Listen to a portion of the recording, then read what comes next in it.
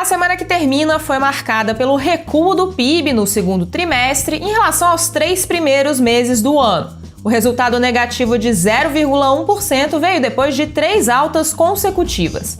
O Produto Interno Bruto já havia voltado ao nível anterior ao início da pandemia. O resultado divulgado pelo IBGE mostra que entre abril e junho a economia, na prática, andou de lado, num resultado que frustrou as expectativas do mercado de que o país continuaria crescendo. Aqui no Nexo, o Marcelo Rubissec conversou com economistas sobre o que esperar a partir de agora. Um fator que influencia essa análise é a crise hidrelétrica. O país passa pela pior escassez hídrica em 90 anos e o governo tem feito sucessivos aumentos na tarifa de luz. Uma nova taxa vai deixar a conta mais cara até pelo menos abril de 2022. A alta na luz pesa na inflação e acontece junto ao aumento de produtos como gás de cozinha e alimentos. O quadro afeta o consumo das famílias, um dos motivos para o PIB ter estagnado, como mostrou o podcast Durma com Essa.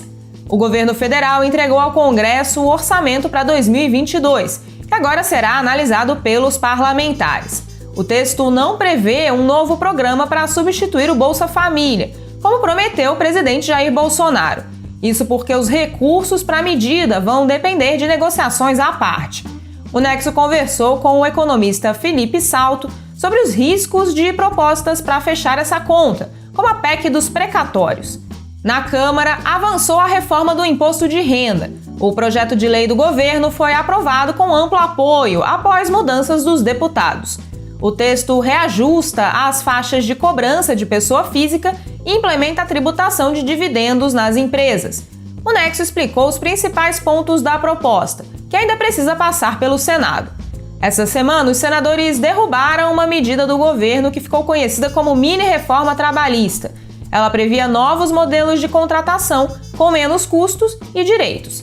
Já no Planalto, Bolsonaro sancionou com vetos a Lei do Estado Democrático de Direito, que revoga a Lei de Segurança Nacional, um resquício da ditadura militar.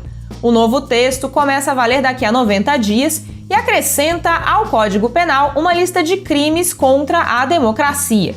Os vetos do presidente protegem grupos da sua base aliada, como policiais e militares. Foi vetado também o trecho que criminaliza a disseminação em massa de fake news sobre o sistema eleitoral. Ataques ao processo democrático e ameaças golpistas são recorrentes no discurso de Bolsonaro e estão no centro das convocações para os atos de 7 de setembro. Nos últimos dias, Bolsonaro tem alternado promessas de paz nas ruas e convocações para a guerra. Seus apoiadores também incorporaram um novo mote: os atos de 7 de setembro seriam pela liberdade. É uma espécie de rebranding dos grupos que recorrentemente pedem o fechamento do Congresso e do Supremo, como mostrou o Durma com Essa.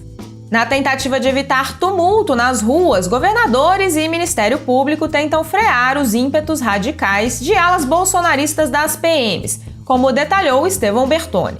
A retomada cambaleante da economia e a crise política aberta por Bolsonaro fizeram empresários e banqueiros ensaiarem uma reação em defesa da democracia.